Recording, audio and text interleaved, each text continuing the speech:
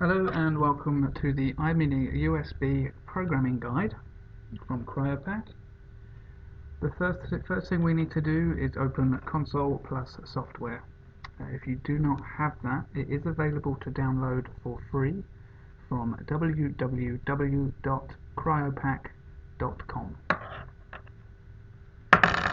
Once you have the software, open it, and now we're ready to insert the logger into the computer. So just insert that into any USB drive on your PC or laptop.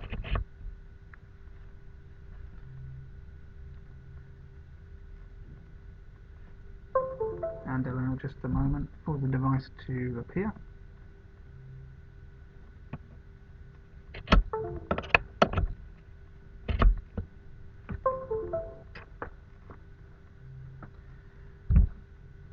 There will be a pop-up window. It contains PDF, Excel, Console Plus and text files.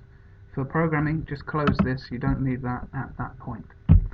So the first screen you see, the graph comes up. There's no data because the device has not been started yet. So we go to the Program tab, just here. And what you see now is at the top here is the logger firmware version. So you can check this with us to make sure it's the latest firmware. You have the device serial number. You have the memory size, the product number, and the number of trips recording on this device. It should always say 0. Once it's been used, it will say 1, and you will not be able to reprogram the device as it is a single-use device. And here is just an indication as to the temperature range that this device can monitor. We have a description field here where you can enter in whatever you like. By default it's set to Cryopack Verification Tech. I can change that now to be retarder or client 1. You may wish to name them by customer. It's entirely up to you, but the flexibility is there to do what you want. I'll just call it retarder for now. And we have 4 alarm thresholds in this device. So at the moment you can see the low and the high have been enabled. So in this case I want to enable all alarms, and remember we can set these alarms anywhere between -40 and +80 degrees. For me, my shipment must not go below 0 degrees. That is my absolute lowest limit. I would prefer it to stay above 2 degrees. I would prefer if it didn't exceed 8 degrees, and 10 degrees is my absolute highest limit. Now you have 3 options on the alarm. If you leave these as they are, the moment the temperature drops below 2 degrees or 0 degrees or goes above 8 or above 10, the corresponding LED on the device will begin to flash to say that it's been either over 8 degrees or over 10 degrees, under 2 degrees or under 0 degrees.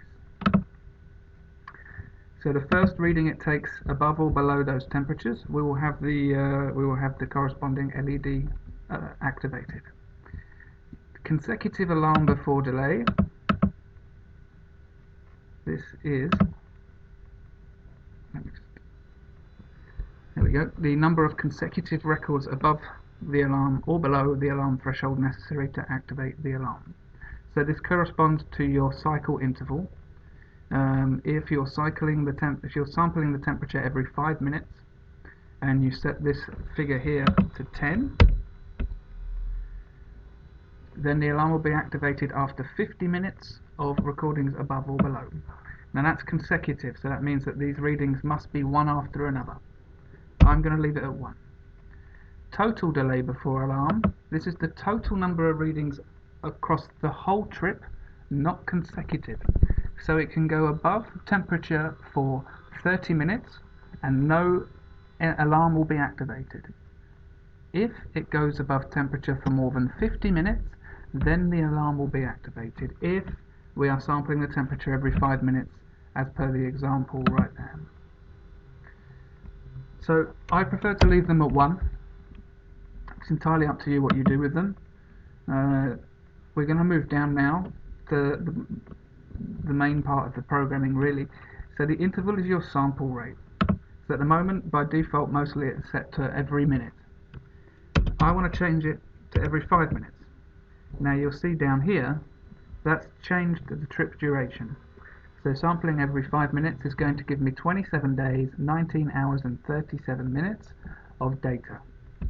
If I change that to 10 minutes, I now have 55 days and 8 hours and 17 minutes of recordings.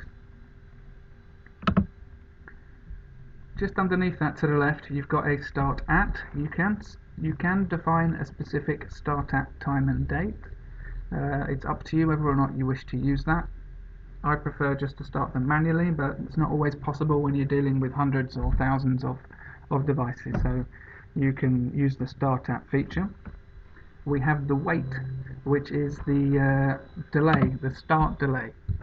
So normally I recommend 30 minutes. Now this is, for example, if you are monitoring a chilled shipment, say between 2 and 8 degrees, and you start the device in your office, which is probably around 20 to 25 degrees, the temperature recorded will be towards the 20 degrees. The device needs time to acclimatize to the shipment conditions, so allowing 30 minutes from pressing the start button gives the device sufficient time to acclimatize to the conditions, so you are not going to have any potential false readings where the shipment has been live for 10 minutes and your device says it's 15 degrees inside a 2 to 8 shipment. It's coming down in temperature, so it needs time to acclimatize to the conditions. Actually, the response time of the device is just 5 minutes, so you could have a 5-minute delay, no problem at all. I like to leave a bit more room, 15 or 30 minutes. It's entirely up to you. Some people have no delay whatsoever, so that's fine. Show alarms, this means the LEDs, so you can deactivate them if you wish. It's not really recommended, but some people do deactivate the LEDs. But if you do that, you're not going to know whether or not you've had a problem until you actually download the data from the device.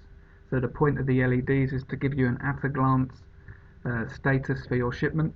If I see red LEDs, I know I've been above temperature. If I see blue LEDs, I know I've been below temperature. If I see a green LED, I know I've had no problem. I might not even download the data from that device because I know it's stayed within the limits. If it's gone above or below those limits, then I would download the data to see how long for, and then be able to decide whether or not that's an actual problem for my shipment. Moving over to the right hand side, we have the stop. So again, you can stop at a specific time and date. Probably not recommended. Shipments get stuck. There's a whole number of factors that could delay a shipment. So you want to be recording until the end of your shipment at the very minimum. We have stop after. You can define the number of readings. It's always good to go for the maximum number of readings. That means that the device is going to last as long as it can before its memory is full. You can also disable the stop button if you want to. It's just to avoid anybody stopping it. You have to hold the stop button for 5 seconds before the device is stopped. So pressing it momentarily is not going to affect anything at all. Down at the bottom here we have the duration of trip. So yes, we can choose the sample rate here. So I've chosen 10 minutes to give me 55 days, but actually I only need 30 days of recordings. So I'm going to select 30 days. And now that's changed the sample rate to 5 minutes and 44 seconds. It's changed the number of readings, and it's changed here. I know I'm going to have 30 days and nearly 7 hours of data. If I change that to 20 days, again it's changed the sample rate automatically to 3 minutes and 50 seconds. Again, it's changed the number of maximum recordings to reflect the trip duration that I want. And again, we have 20 days, 3 hours and 40 seconds. So now we're ready to program the device. I'm going to go to this button here with the upside down green triangle. I'm going to press program. Do I want to program the logger? The answer is yes. So I'm going to press OK. And now in the bottom left there, you can see the status bar. It's going to reach 100%. And now you're programmed and ready to go. So any questions at all, contact your representative, or you can contact us directly. My name is Tom Harrington. If you have any questions at all, and I hope this video has been useful for you. Thanks very much.